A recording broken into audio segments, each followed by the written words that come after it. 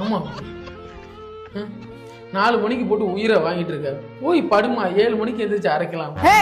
மணி 7 ஆச்சுடா. என்ன பெத்த தாயே, என்னை எதுக்கு பெத்தாயே? அதான்டா எனக்கும் தெரியல உன்னை எதுக்கு பெத்தனே.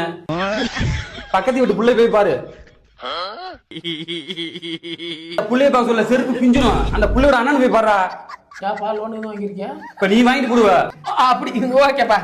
நீ என்னம்மா பாக்குற? அரமா தடி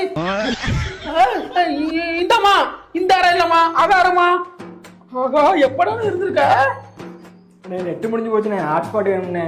ஆன்ஸ்பாய்டா அந்த பெட்டிக்கு கீழே இருக்கு. முகத்தை பார்த்தா கண்ணு கலங்குது. என் தாயாரே பிள்ளை மனம் வாடி வதங்க. டவர் கிடைக்கலண்ணே. அது ஏற்கனவே கட்டாயிருச்சுடா.